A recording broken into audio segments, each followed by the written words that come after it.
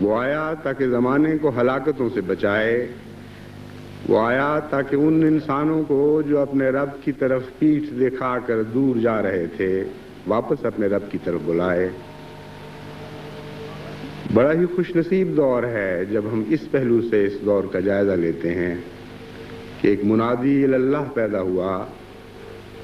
لیکن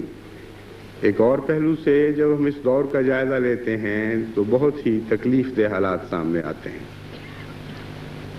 بہت کم ہیں جن کو ابھی تک توفیق ملی ہے اللہ کی طرف سے بھیجے ہوئے مسلح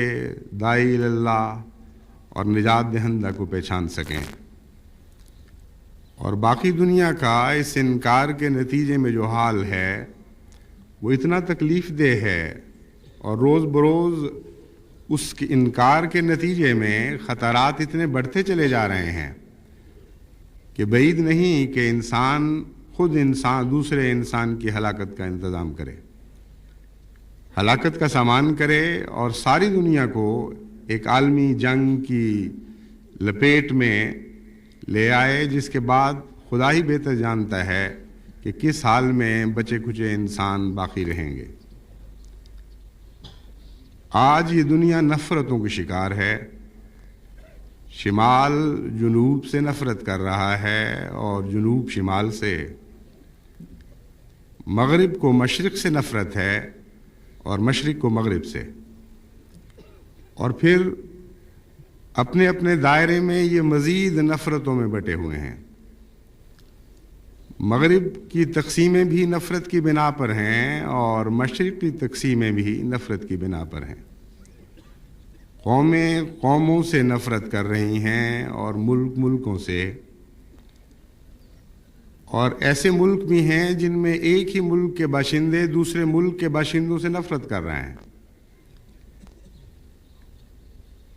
ان سب نفرتوں کے نتیجے میں دنیا امن کی راہ تو نہیں دیکھ سکتی۔ حقیقت یہ ہے کہ جنگ کی آگ دراصل پہلے سینوں میں بھڑکا کرتی ہے، جب سینے جلتے ہیں پھر وہی آگ ہے جو مختلف شکلیں اختیار کرتی ہوئی دوسرے انسانوں پر جا کے پڑتی ہے، کبھی وہ زمین سے اٹھتی ہے، کبھی آسمان سے برستی ہے، نہ سمندر اس کی زد سے محفوظ رہتے ہیں، نہ خشکیاں، نہ کوہ نہ کاہ، ہر جگہ یہ آگ لپکتی ہے جو پہلے سینوں میں تیار ہوتی ہے۔ چنانچہ قرآن کریم نے جہاں آخری زمانے کی تباہی کا نقشہ کھینچا،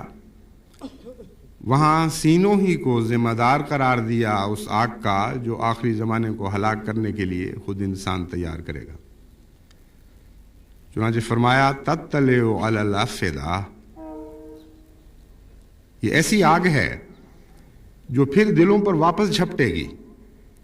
جن دلوں میں وہ پیدا ہوئی تھی، جن دلوں سے باہر آ کر اس نے خوفناک شکلیں اختیار کی تھی، پھر یہ واپس لپکے گی اور انہی دلوں کو جلا کر رکھ دے گی جن دلوں سے یہ پیدا ہوئی تھی۔ اتنے شدید خطرناک حالات ہیں اس نفرت کے نتیجے میں کہ امن کے جتنے سانس بھی نصیب ہوں یہی غنیمت ہے، اور بظاہر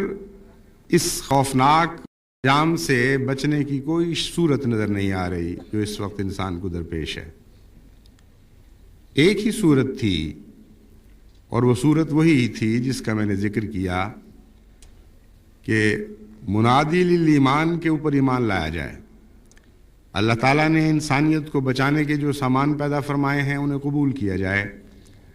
اپنے رب کی طرف ہم واپس لوٹ آئیں، اس کے سوا اب بچنے کی کوئی صورت نہیں۔